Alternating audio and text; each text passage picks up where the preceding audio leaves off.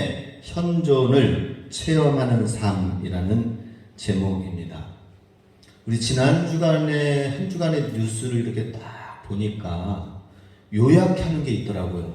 토요일 날 저녁 때 9시 뉴스 끝나고 나서 한 주간에 있었던 세계 이슈들을 한 번에 딱 요약해서 방송을 딱 보니까 이야, 지난 한 주간이 이런 일이 있었단 말이야. 그것은 뭐냐면 미국이 낙태법을 폐지하는 법안이 이제 처리가 되어지면서 낙태법을 찬성하는 사람과 반대하는 사람, 나라가 둘로 나눠졌다고 합니다. 낙태법 때문에.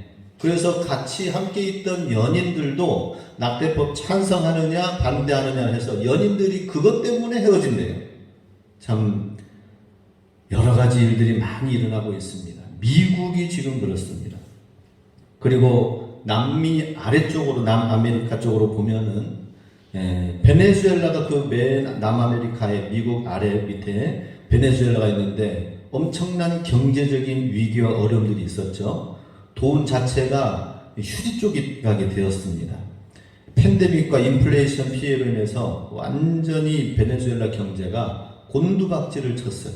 그러다 보니까 그 나라에서는 아무리 일해도 돈을 줘도 돈 자체가 쓰레기고 종이값밖에 안 되기 때문에 결국엔 그 나라를 떠나서 남미에서 그래도 제일 좋다고 하는, 살기 좋다고 하는 도시로 가서 살자.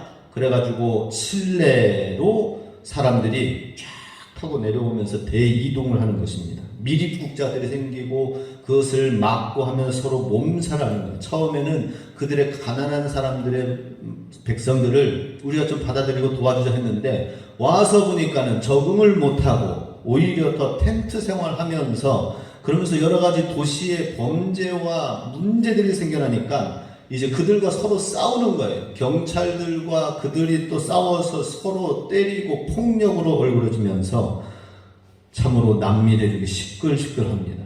우리 지금 중국 옆에 나라는 어떻습니까? 우리 옆 나라 중국은 코로나가 지금 우리가 확진이 이렇게 조금씩 되어져 가고 있잖아요. 조금씩 넓혀져 가고 있습니다. 중국은 얼마나 거대합니까? 통제하기가 힘드니까 아예 제로 코로나 방역을 유지한다고 해서 완전히 이제는 봉쇄를 합니다. 아무것도 못하도록 봉쇄하려고 하는 고강도 방역으로 또 나아가려고 하기 때문에 참 중국도 대단하다. 공산당이니까 그렇게 하지 않나 이런 생각이 듭니다. 대륙만 그렇습니까? 바다도 시끌시끌합니다. 미국의 림팩 훈련으로 해서 미국 우호 국가들이 우리나라도 참전했습니다.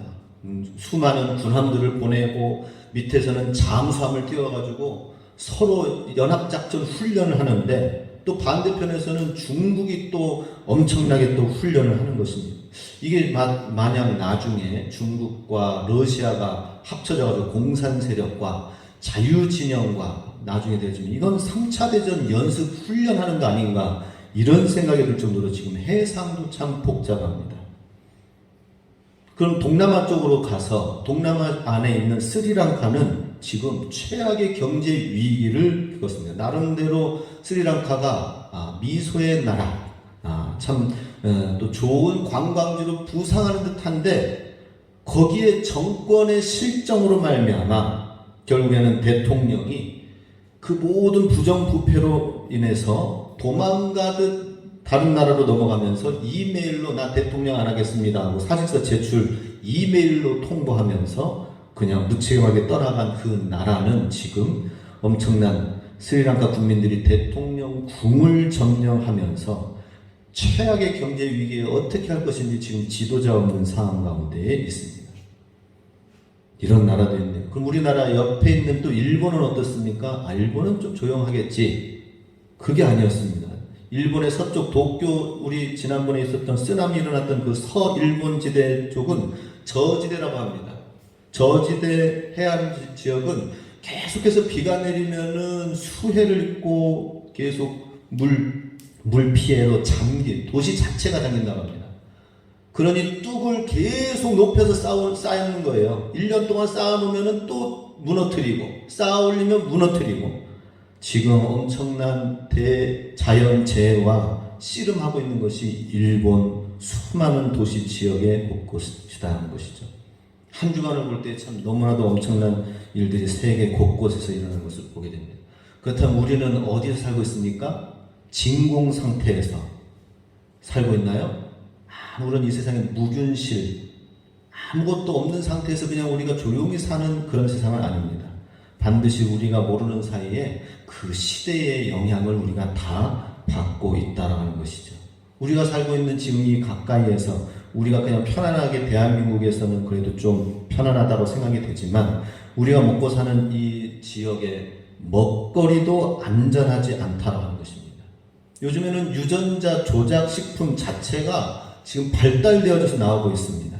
그래서 더 추위와 더 많은 병충해 각종 이런 것들이 극복하기 위해서 아예 제초제를 쳐도 살아날 수 있는 유전자로 더 키워가지고 하기 때문에 그거 먹고 나면 어떻게 됩니까? 제초제를 극복하고 또 제초제 뿌려도 그것만 싹이 나서 사는 그런 것을 이제 지금 키우기도 하거든요. 어떻게 보면 굉장히 기술이 좋아졌다라고 생각이 되지만 우리가 살고 있는 이 시대는 우리도 모르게 우리 인체에 무엇이 쌓여지는지도 알지도 못하게 지금 살아가고 있는 것을 보게 됩니다. 그래도 우리가 텃밭 옆에 놓고 지내는 우리 오대산 지역이 제일 건강하게 장수하지 않나 이런 생각이 듭니다. 그런데 그러한 것들이 이 세계 최대 종자 회사인 몬산토라는 회사에서는 아예 제초제 성분에 해당되는 것을 같이 종자랑 같이 연구해가지고 서로 부딪혀서 이기도록 해가지고 그걸 아주 센 놈을 그런데 이것이 이제 그런 것이 우리 몸 안에 들어가면은 몸 속에 독소를 제거하고 면역 시스템을 강화해 주는 것, 행복한 호르몬, 행복 호르몬이라고 하는 세로토닌이 생성되어지게 해서 우리가 가만히 있어도 행복하다, 기쁘다 하는 이러한 것들이 우리 몸 안에서 이제 흘러나옵니다. 그런데 그러한 것들의 호르몬과 이러한 것들을 좋은 세균들을 죽이는 역할도 하게 된다고 하는 것이죠. 그러면 어떻게 됩니까?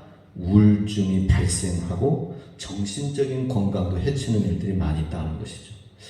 아마 그래서 그런지 오늘날 보면은 더더욱 뉴스에서 정말 듣지 못할 더 끔찍한 사건들이 뉴스에 나오는 것을 보게 됩니다.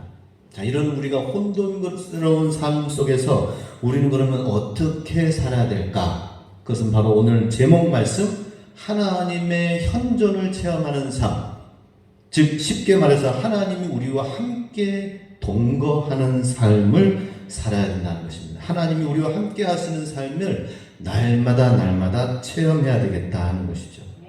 우리가 살면서 하나님이 우리와 함께 하신다면은 가장 나답게 하나님이 우리를 살게 하신다는 것이죠. 남보다 더 비교되어져서 앞서서 뭐가 되는 것이 아니라 가장 나답게 사는 것. 가장 불행한 의식은 뭐예요? 다른 사람과 다른 무엇과 비교해서부터 나오는 것이 불행한 삶입니다. 샤르트르 철학자는 이렇게 했습니다. 타인은 내게 있어 지옥이다 라는 말을 했습니다. 이 샤르트르 철학자가 이 현대인들을 사람들을 연구해서 보니까 타인이 그냥 사람들 스스로 삶에 있어서 비교가 되어지니까 그 자체로 지옥이 되어지는 거예요. 비교하지 마시기 바랍니다. 타인이 지옥이 되면 안 되겠죠, 그죠? 타인 때문에 내 삶이 지옥되면 안 되겠죠. 나는 나 삶으로 하나님의 사랑을 힘입어서 건강하게, 밝고 건강하게, 건강한 사람으로 행복을 우리가 누리고 나타내야 될 것입니다. 하나님은 그럼 우리와 함께 하시는데 어떤 하나님이시냐? 어느 곳에 가든지 지구 끝에 가서라도 하나님은 우리와 함께 하십니다. 하나님이 거기에도 계신다는 것입니다. 하늘 높이 올라가도 불신자였던 우리 소련의 가가린 같은 경우는 첫 번째로 달에 착륙했을 때 달에 뭐 아무것도 없네? 그랬어요. 공산주의였던 그 사람. 근데 미국의 이 신앙인 우주인이 첫 번째 발을 들이면서 정말 하나님의 창조의 경이로움을 그 달나라에서 찬양하고 그랬어요.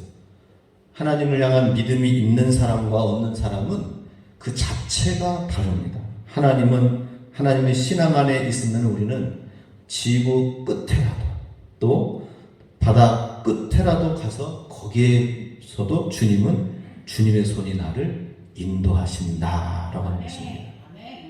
오늘 본문 시편 104편은 어떤 말씀입니까? 창세기 1장에 천지 창조한 이후에 그 안에서 살아본 신앙으로 살아본 이 시인이 그 하나님 앞에 천지 창조의 그 하나님 앞에 인간의 화답으로 올린 시다라고 하는 것입니다. 그것은 모든 피조물 안에 하나님이 계시고 하나님을 만난다라고 하는 것이죠. 에서와 야곱 이야기가 있지요. 형 에서를 피해가지고 이 집안에서 얌전하게 조용히 자라던 야곱은 결국에는 도망자의 신세가 되어서 집을 떠나나오는 상황이 됩니다. 들사람 야곱도 아니었습니다. 이 사람이 이 야곱이 루스라는 곳에 이르러서 고단한 몸에 황야와 광야 같은 곳에서 돌베개를 베고 누웠을 때 절대적인 고독, 죽음이 그처럼 가깝게 느껴질 때가 없었을 것입니다. 함치 앞을 내다볼 수 없는 상황에서 설핏 잠이 들었는데 그때 꿈을 하나 꿨습니다. 하늘과 땅을 잇는 계단이 보인 거예요. 사다리가 그 사이로 천사들이 오르락 내리락 하는 거예요. 그리고 그 층계 위에 계신 그 하나님의 음성이 들렸습니다. 창세기 28장 15절에 이렇게 나와 있습니다. 내가 너와 함께 있어서 내가 어디로 가든지 너를 지켜주며 내가 너를 다시 이 땅으로 데려오겠다. 내가 너에게 약속한 것을 다 이루기까지 내가 너를 떠나지 않겠다. 꿈 가운데서도 하나님이 내가 너와 함께 하시겠다는 하나님의 임재, 하나님의 현존의 그 음성을 들었던 것입니다. 그리고 나서 야곱이 이렇게 고백을 깨어나서 중얼거립니다. 28장 16절 같이 읽습니다. 주님께서 분명히 이곳에 계시는데도 내가 미처 그것을 몰랐구나. 주님이 여기 계시는데 내가 몰랐구나. 돌베개 벤잔 피곤한 인생의 두려운 마음을 가지고 있었는데 하나님의 현존을 경험하고 목격하게 되니까 그곳을 갖다가 베델이라고, 루스라는 평범한 지역이 베델이라는 지역으로 이름을 바꿔서 명명하였습니다. 이곳을 베델이라고 하자, 베델이라는 뜻은 하나님의 집, 하나님이 계시는 곳, 베이트엘이라고 하였습니다. 이곳이 하나님의 집이구나. 그러니 베델, 하나님의 집은 어디예요? 어느 곳에든지 평범한 장소이지만 하나님을 만나는 그곳, 하나님의 현존을 체험하는 그곳이 베델이다라고 하는 것입니다. 우리 성도님들은 하나님의 베델 안에 거하고 있습니까? 하나님의 집 안에 거하고 있습니까? 하나님의 현존을 체험해야 된다는 것입니다. 하나님의 베델 안에 거하여서 하나님의 임재 안에 거하는 삶 속에서 오늘 시편 104편의 시편 시인 기자는 이렇게 이야기를 고백합니다. 10절, 11절, 12절 같이 읽습니다. 여호와께서 샘을 골짜기에서 솟아나게 하시고 산 사이에 흐르게 하사 각종 들짐승에게 마시게 하시니 들나귀들도 해갈하며 공중의 새들도 그 가에서 깃들이며 나뭇가지 사이에서 지저귀는 도다.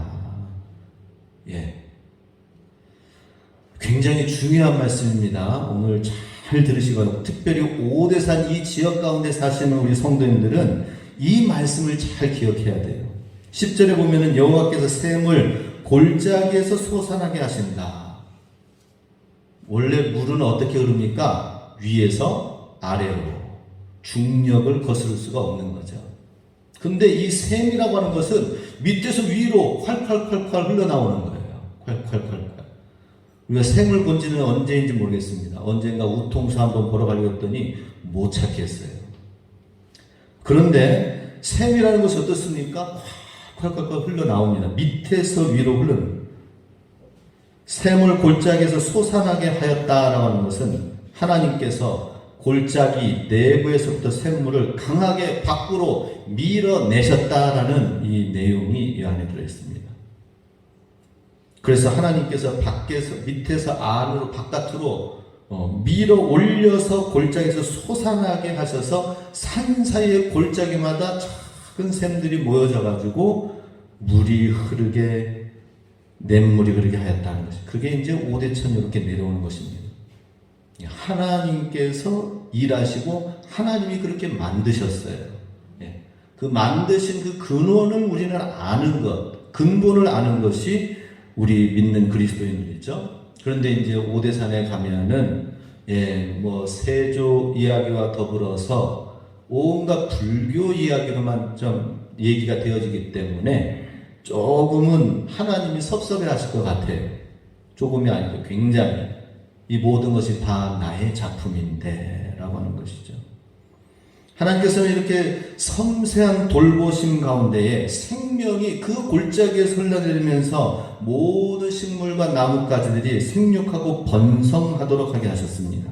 11절에 보면은 각종 들짐승에게 마시게 하시니 들나귀들도 해갈하며, 이 모든 식물들도 나무들도 먹지만은 들짐승들도 마시면서 하게 되는데, 그 중에는 들나귀들도 목을 축이도록 하게 하셨다. 하나님은 어떤 분이신가? 들나귀는 그 유대 지역에서는 멸시의 대상이었습니다. 경멸의 대상. 왜냐?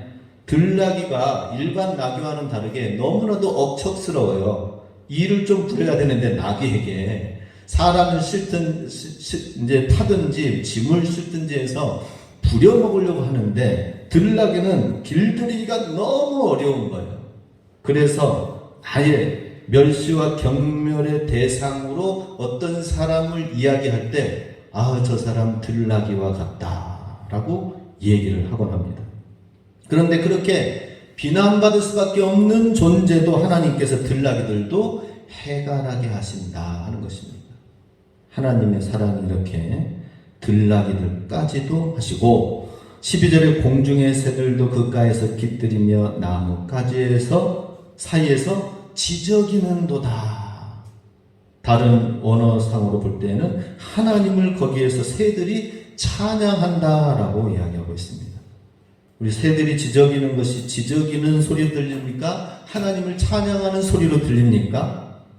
하나님, 이 피조물들과 대화를 할 수 있어야 돼요. 하나님의 현존 가운데 살면은 피조물들과 대화를 해야 돼요. 대화를 하게 됩니다. 전라도닷컴이라는 잡지에 나온 내용이 있습니다. 도단한 잡초 하나를 뽑으려다가 말고 이 시골 할머니가 혼잣말로 이렇게 얘기를 한 것이 글에 써졌습니다.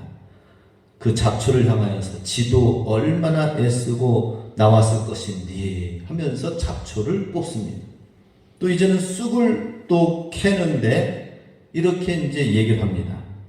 지는 크니라 애쓰고 나는 캐니라 애쓰고, 그러면서 이 쑥과 대화를 합니다. 너는 크고 애쓰면서 나는 캐느라 애쓴다. 하다못해 이런 생물들과도, 시골 할머니가 생물들과도 식물들과도 대화를 하고 풀과도 대화를 하는데, 하나님을 믿고 창조주 하나님을 섬기는 우리가, 그 근원을 아는 우리가 이 세상을, 이 자연 만물을 볼 때에 우리는 정말 하나님을 찬양하지 않을 수 없을 것입니다. 그 안에 하나님의 은혜가 깃든 것을 보게 됩니다. 하나님의 사랑을 발견하게 될 것입니다. 이런 것을 발견하지 못하면 어떻게 됩니까? 마음이 각박해지는 거예요. 마음이 지옥인 것입니다.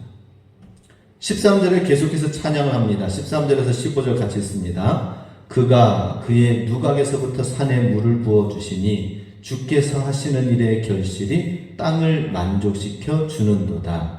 그가 가축을 위한 풀과 사람을 위한 채소를 자라게 하시며 땅에서 먹을 것이 나게 하셔서 사람의 마음을 기쁘게 하는 포도주와 사람의 얼굴을 윤택하게 하는 기름과 사람의 마음을 힘있게 하는 양식을 주셨도다. 이 시편 기자가 또 하나님의 현존, 하나님의 임재 가운데에서 바라본 대자연은 어떻습니까? 우리도 이것을 좀 잘 보고 우리도 이렇게 고백할 수 있기 원합니다. 13절에 그의 누각에서부터 산에 물을 부어주시니 라고 나와 있는데, 누각이라는 것은 하나님의 높은 방들에서 산에 물을 부어 주신다. 그건 뭐예요? 아마 구름이 지나가는 것을 말하는 것이죠. 구름이 지나가는 것을 하나님의 다락방에서 필요한 때에 부어주신다 하는 것이죠. 그리고 그것으로 인하여서 부어주시는 하나님의 손길로 인해서 주께서 하시는 일의 결실이 땅을 만족시켜 주시는도다라고 하고 있습니다. 하나님이 하시는 일도 인하여 땅의 행사의 결과가 땅을 계속해서 만족시켜 주시고 흡족시켜 주신다라고 하는 것이죠. 하나님이 얼마나 부지런히 일하시면서 가을까지 열매를 맺기까지 하시는지 우리는 하나님의 지속적인 채워주시는 은혜를 발견해야 된다는 것이죠. 우리 여기 하나 심어놨더니, 텃밭에 심어놨더니 저는 심어놓은 것밖에 없습니다. 근데 하나님이 자라게 하시고 열매 맺게 하시고, 와, 비트도 심었더니 이만하게 됐어요. 그래가지고 아니 이렇게 심어서 감을 때 살 수 있을까 했더니 이만해가지고 교회에 이제 좀 봉사하러 오신 분들한테 이미 좀 그거 몇 개 좀 따서 드렸습니다. 예. 다 못 드린 점을 용서해 주시옵소서. 그런데 저는 가만히 있었는데 이게 언제 이렇게 막 컸는지 대단해요. 하나님이 결실을 맺게 하시는 거예요. 이 모든 것이 하나님의 행사의 결과다라고 하는 것입니다. 가축들도 15절에 14절에 가축을 위한 풀, 지금 우리가 풀 잡초, 아이고 이놈은 풀과의 전쟁하잖아요. 그것이 토끼와 또 혹은 소들과 이러면은 잡초도 가축과 소들에게는 먹이가 된다라는 것이죠. 그래서 제가 소 한 마리 여기 키울까? 그래가지고 풀 좀 먹게 해가지고 우리 가을에 소 한 마리 한번 잡아볼까요? 이게 될지 모르겠습니다. 근데 풀도 가축에게는 먹이가 되게 하시고 사람이 먹는 채소는 또 구분하여서 자라게 하심으로 땅에서 먹을 것이 계속해서 나게 하셨다라는 것이죠. 하나님이 이 생태계를 계속 유지하는데 사람이 그것을 환경을 깨트리고 파괴하고 있죠. 15절에 자, 사람의 마음을 기쁘게 하는 포도주를 또 하나님이 주신다 하는 것입니다. 이 사람의 마음을 기쁘게 하는 포도주는 사실 어떤 문제가 있으면은 그 어려운 문제들을 극복하게끔 포도주를 마시면은 긴장이 풀어지고 마음의 즐거움과 기쁨이 있어서 하나님이 주신 유대 지역의 음료요 또 포도주의 기쁨이 있습니다. 그러고 보면은 어떤 힘들고 어려운 일이 있을 때에 포도주 한 잔 하면 좋겠네요. 그죠? 이상하다. 우리 신현정 의장님께서 포도주 한 잔 좋지 하고 거기를 네, 좋습니다. 예, 우리 냉장고 안에 좀 있습니다. 성찬이는 있습니다.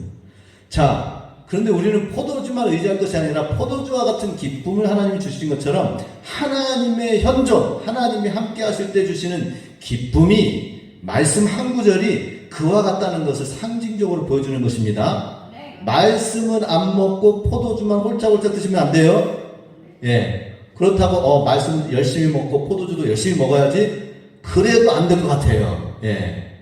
우리는 성찬식 때 만족하시고 예. 그리고 말씀의 기쁨을 누리시기 바랍니다. 사람의 얼굴을 윤택하게 하는 기름을 또한 주셨다. 이것은 올리브 기름을 통하여서 먹는 기름이기도 하지만은 사람의 얼굴을 윤택하게 하는 화장에 해당되는 거예요. 사람을 막 기름을 번들번들하게 막 하는 그런 기름을 말합니다. 하나님께서는 이렇게 얼굴이 푸석푸석하고 또 여러 가지 피부병이 오는 거기에 올리브 기름을 바르면은 상처도 예방이 되어지고 푸석푸석했던 것이 손이 거칠었던 것이 부들부들하게 해준다라고 하는 것이죠. 그런데 하나님을 믿는 자의 얼굴은 기름을 바른 것처럼 화장을 한 것처럼 윤택하게 하는 그 흐름이 쫙 흐르게 될 것입니다. 하나님이 함께 하시는 자의 얼굴의 모습이에요. 하나님이 함께 하시는 자에게는 기쁨이 넘쳐나서 아무리 화장으로 내 얼굴을 커버하고 이쁘게 한다 하더라도 그것보다 더 훌륭한 화장법은 뭐예요? 하나님 말씀을 먹고 내 속에서부터 나오는 기쁨이 있어야 돼요. 이 즐거움이 있어야 됩니다. 하나님 현존의 즐거움과 기쁨이 우리의 진정한 기름이 되게 한다 하는 것입니다. 이것을 하나님께서 주셨다 하는 것이죠. 16절에서 18절도 같이 있습니다. 여호와의 나무에는 물이 흡족하며 곧 그가 심으신 레바논 백향목들이로다. 새들이 그 속에 깃들이며 학은 잣나무로 집을 삼는도다. 높은 산들은 사냥을 위하며 바위는 너구리의 피난처로다. 야, 이 모든 것이 하나님께서 여호와의 나무는 물이 흡족함이다 했는데 하나님이 나무를 한 그루 한 그루 친히 심으셨대요. 그래서 여호와의 나무입니다. 이 모든 소유는 누구의 거예요? 하나님의 것입니다. 하나님이 심으시고 하나님이 자라나게 하시고 우리는 그것을 보고 누리는 것입니다. 내 것을 소유해서는 안 되는 거예요. 백향목의 레바논의 백향목들이 얼마나 아름답게 해서 뿌리가 깊이 내려가므로 1000년을 사는 것, 500년, 1000년, 몇천 년을 살게 되는 것이 백향목 뿌리라고 하는데 하나님께서는 그 나무의 뿌리도 견고하게 하도록 하나님 만드셨다는 것이죠. 가끔 이 절벽 위에 벼랑 끝에 소나무가 어떻게 그게 발화가 되어져 가지고 자라났는지 아주 그냥 구부러져 가지고는 간신히 매달려 있는 소나무를 설악산 올라가는데 보았어요. 근데 보니까 이 뿌리를 그냥 막 해서 그 갈라진 틈 사이로 뿌리가 들어가 가지고 있는데 나중에 보니까 이야, 살려고 이 소나무가 매달려 있지만 이 뿌리가 뻗는 힘이 얼마나 큰지 나중에는 이 바위가 오히려 뿌리 때문에 잘라지겠다, 갈라지겠다 이런 생각이 들 정도로 대단한 견고한 뿌리를 내는 것을 보게 됩니다. 그런 모든 것이 하나님께서 우리 삶 가운데 주님과 함께 하시는 자에게 삶의 뿌리가 견고하게 될지어다. 주님이 이것을 우리에게 보여주시는 거예요. 소나무만 그렇게 견고하게 매달려 있는가? 벼랑에 매달려 있는가? 그게 아니라는 것이죠. 그걸 통하여서 하나님을 찬양하며 우리 삶 가운데 하나님이 우리 이 IMF보다 더한 이 팬데믹 코로나 상황 가운데 또 밀려온다고 할 때에 우리가 사는 것은 나라에서 정부가 그냥 재난 지원해 주는 거 그것만 바라보고 있습니까? 그게 아니라 우리는 우리 내면적으로 건강한 시민들이 되어야 될 것입니다. 할렐루야. 건강한 주님의 백성들이 되어야 되는 거예요. 견고한 뿌리, 흔들리지 않는 뿌리 가운데 견고한 자들이 되어야 되는 것입니다. 18절에 높은 산들은 사냥을 위함이다 라고 되어 있습니다. 사냥들이 이 발굽이 다리 발굽이 얼마나 이렇게 특화되어 있는지 영상 유튜브 영상을 보니까 절벽 위를 이렇게 다녀요. 근데 보니까 아주 미세한 틈 하나에 발톱 하나 걸쳐가지고 올라가더라고요. 와, 우리는 그렇게 안 돼 있습니다. 사냥이 아닙니다. 그래가지고는 못 올라가요. 하나님께서 이 넓은 그 벼랑 끝과 같은 그런 곳에 특화되도록 사냥했던 것처럼 하나님이 함께 하셔서 사냥도 그렇게 해주셨다면 우리도 벼랑 끝 삶 가운데서도 어떻습니까? 우리가 그것을 올라가는 자가 되는 거예요. 아무리 힘들고 어려운 것이라도 이기면서 올라가는 자가 되게 하신다 하는 것입니다. 그걸 믿으시기 바랍니다. 아무리 힘들고 어려우면은 그냥 뒷짐지고 그냥 돌아가는 것이 아니라 돌아가는 인생이 아니라 하나님이 그걸 함께 올려주시고 힘을 주시고 믿음을 주시고 가능성을 보게 하신다 하는 것이죠. 오늘 많은 사람들이 넉넉해서 있어가지고 성공하는 사람들도 있지만 그러지 못한 가운데서도 감동의 시나리오를 써내려가는 사람들이 많이 있는데 하나님 믿는 사람들이 바로 주님이 함께 하시는 자들이 가능성이 있다 하는 것입니다. 그래서 우리 주님 안에서 하나님의 임재를 즐거워하시기 바랍니다. 다른 사람 보면서 부러워할 것 없어요. 우리 잘 아시는 이야기가 있습니다. 호랑이 탄 이야기 아시죠? 산골 총각 하나가 나무하러 산에 올라갔다가 호랑이를 만났더래요. 근데 죽을 힘을 이제 해가지고 다 해가지고 살려고 나무에 이 산골 총각이 올라가서 매달려 있어요. 호랑이가 기다리느라고 밑에서 기다리는데 서로 잡아먹으려고 죽지 않으려고 매달리고 있다가 보니까 나중에 피곤해서 서로 잤어요. 졸았어. 그러다가 밑에 머물러 누워있는 놈이 편합니까? 나무 위에 매달려 있는 놈이 어렵습니까? 둘 다 맞죠? 예. 결국에는 매달려 있는 이 총각이 졸다가 떨어져 버렸어요. 어디 떨어졌어요? 호랑이 등 위에 떨어졌어요. 그래가지고는 자다가 깜짝 놀라가지고 이 호랑이가 뛰는데 떨어지면은 죽겠구나 하고 이 총각이 호랑이 등에 털을 붙잡고는 계속 매달려 쫓겨 다니면서 같이 산등성이를 타는 거예요. 그때 저쪽 한편에 건너편에서 호미로 반매고 있는 또 시골 다른 사람이 청년이 봤습니다. 이런 얘기를 합니다. 호미를 땅에 내팽개치면서 이런 체계, 어떤 놈은 팔자 좋아가지고 호랑이 타고 돌아다니고 놀고 난 이게 뭐라 이러는 거예요. 지금 호랑이 탄 사람의 그 사람의 심정은 모르고 멀찌 보고서는 그냥 호미를 내팽개치는 거예요. 나 안 해. 호랑이 타고 저렇게 팔자 좋아 노는 놈이 있다니. 우리가 똑같아요. 하나님이 지금 나와 함께 하시는 삶 속에서는 너무나도 하나님이 내 일상생활 가운데서 뭔가 좋은 일들을 만들어 가려고 하는데 그 일은 안 하고 여기보다는 저기 있는 것만 바라보고 부러워하고 저거 언제 되나 하면서 그냥 그렇게 될 겁니까? 그러면 안 되잖아요. 우리는 여전히 도토리 키재기를 하는 것입니다. 박노해 시인이라는 분이 도토리 두 알이라는 시를 적었어요. 그 내용은 이렇습니다. 박노해 시인이 산길을 이제 가다 보니까 도토리 두 알이 보이는 거예요. 딱 보니까 하나는 작고 보잘것없어요. 또 하나는 굉장히 윤이나고 큰 거예요. 비교가 되죠? 도토리 둘이. 그 도토리 키재기가 거기서 나온 것 같아요. 그래서 이 시인이 손바닥에 도토리 두 알을 놓고 시를 적었습니다. 너희도 필사적으로 경쟁했는가? 내가 더 크고 더 빛나는 존재라고 땅바닥에 떨어질 때까지 싸웠는가? 이러면서 시를 적었습니다. 정말 중요한 것은 뭐예요? 크고 윤나는 도토리는 뭐에게 잘 눈에 띄어요? 청설모나 멧돼지에게는 중요한 일이에요. 그런데 삶에서 더 정말 훨씬 더 중요한 건 뭐예요? 이 도토리는 어떤 존재예요? 멧돼지한테 먹이가 되는 게 아니고 청설모의 먹잇감이 아니라 이 도토리의 삶은 원래 뭡니까? 더 아주 그냥 쫙쫙 뻗는 참나무가 아닙니까? 참나무 존재 아니에요.